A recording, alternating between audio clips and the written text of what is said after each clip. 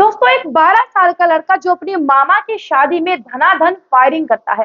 एक 12 साल का लड़का जो अपने टीचर्स को पीटता है। एक 12 साल का लड़का जिसके ऊपर 12 साल की उम्र से ही क्रिमिनल रिकॉर्ड बन जाता है। मैं बात कर रही हूँ अतीक अहमद के बेटे असद अहमद की, जिसका आज झांसी में यूपी एसटीएफ के द्वारा एनकाउंटर हो गया है।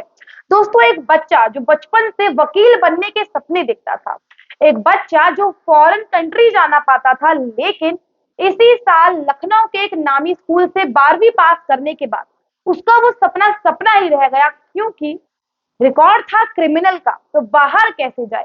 यहाँ से आप समझ सकते हैं कि किस तरीके से एक बच्चे का फ्यूचर बर्बाद किया उसी के पिता ने, अतीक अहमद ने। अतीक अहमद छटा हुआ बदमाश गुंडा, यूपी में जिसके नाम से दहशत थी, लोग थर थर कांपते थे।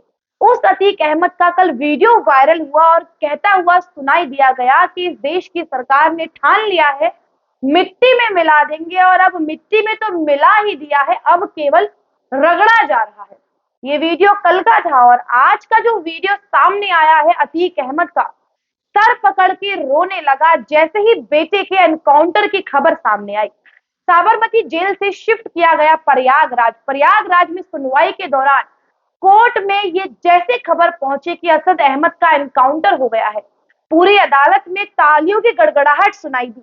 योगी आदित्यनाथ की वाहवाही के जयकारे लग रहे थे और वहीं दूसरी तरफ अतीक अहमद सर पकड़ के रो रहा था। रोने की क्या बात है भाई, गाना गाना तो सुना ही होगा, जो बोएगा वही पाएगा, तेरा किया सामने आएगा। जिस बेटे को बचपन से शूटिंग सिखाई, मार धाड़ सिखाई, क्या उम्मीद करेंगे उससे आईटी कंपनी में इंजीनियर लगेगा? क्या उम्मीद करेंगे उससे डॉक्टर बनेगा? क्या उम्मीद करेंगे उससे पुलिस वाला बनेगा? गैंगस्टर ही बनेगा।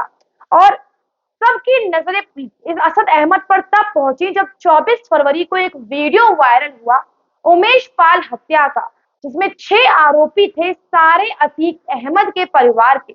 6 के 6 फरार हैं। असद अहमद और एक और शूटर की आज एनकाउंटर में मौत हो गई है और इन 6 में से एक अतीक अहमद की पत्नी भी है, शाइस्ता परवीन, जिसका कोई अता पता नहीं है कि वे कहाँ हैं।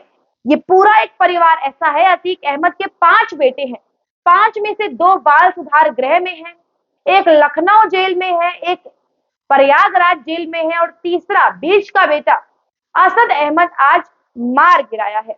अतीक अहमद साल 2017 से जेल के अंदर है, जिसे साबरमती जेल से अब प्रयागराज जेल शिफ्ट कर दिया गया है। अतीक अहमद का भाई अशरफ वो भी जेल में है, जिसे अब खुद प्रयागराज शिफ्ट कर दिया गया है, यानी कि पूरा के पूरा खानदान जेल के अंदर है।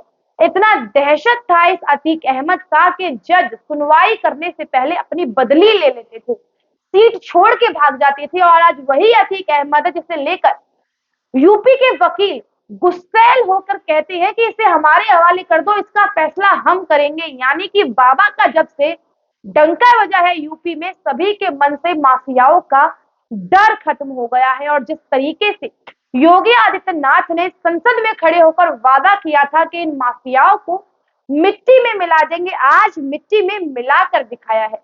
तस्वीरें वायरल हो रही है, एक बाइक पड़ी है, धज्जियां उड़ी है बाइक की, यहाँ पर एक लाश है, दूसरी तरफ एक लाश है। और यूपी एसटीएफ ने एनकाउंटर कर दिया है अतीक अहमद के बेटे असद अहमद का। वो असद जिसको लेकर असद की मां ने फोन किया था अतीक अहमद को कि भैया कृपया कर कर बच्चे को मत घसीटिए इसके अंदर। तब अतीक अहमद ने कहा था, आज मेरे असद ने मेरे कंधों पे से बोझ उतार दिया है। यानी कि एक बाप भेज रहा है अपने बेटे को किसी का मर्डर करने के लिए और कह रहा है कि मेरे कंधों का बोझ उतर गया है। तो ऐसे बाप को तो आंसू भी नहीं बहाने चाहिए।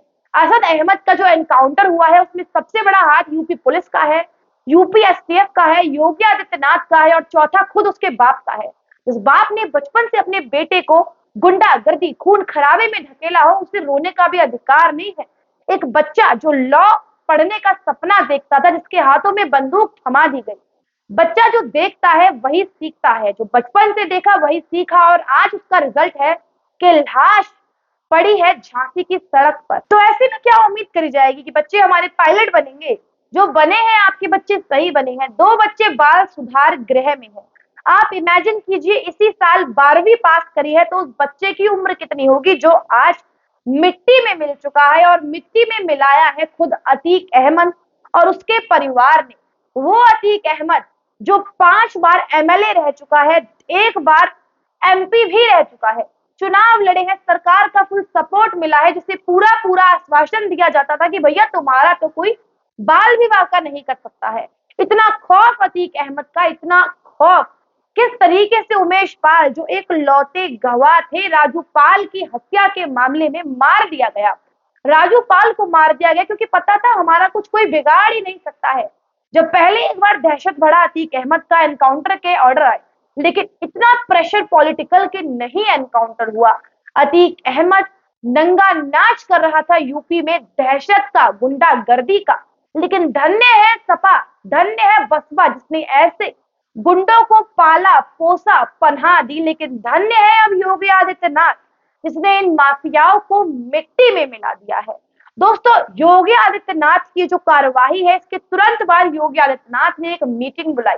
मीटिंग में यूपी एसटीएफ की तारीफ करी, अतीक अहमद और उसके पूरे परिवार के बारे में सारी चर्चा करी, आखिरकार क्या हुआ है क्या नहीं हुआ है, एनकाउंटर के बारे में चर्चा करी, लॉ एंड ऑर्डर के बारे में चर्चा करी, और सबसे बड़ी बात, वीडियो वायरल हो रहा है उमेश पाल की माता का और पत्नी का, जिनका कहना है कि ये ट्रिब्यूट है हमारे बेटे के लिए, हमारे बेटे के लिए ये एक श्रद्धांजलि के तौर पे है कि इसके आरोपियों को आज सजा मिल गई है और उन्हें जैसा कि वादा किया था मिट्टी में मिलाया जा चुका है। और अब आगे बहुत बड़े बड़े चैलेंज आने हैं योगी आदित्यनाथ के सामने। कई तरह के लोग हैं, राजनीति करेंगे, तुष्टीकरण करेंगे, मुस्लिम को मार दिया, हिंदू को तो नहीं मारा, तमाम तरीके की चीजें अभी राह देख रही हैं, बहुत कुछ होना है। लेकिन एक सबसे बड़ी बात जो आज हुआ है वो एक ऐतिहासिक मूवमेंट है और आने वाले कई 100 सालों तक इस एनकाउंटर को याद रखा जाएगा। तब तक के लिए देखते रहिए हमारे साथ थिंक टैंक भारत। आज के लिए इतना ही, मिलते हैं आपसे अगली किसी और वीडियो में अगले मुद्दे के साथ। नमस्कार।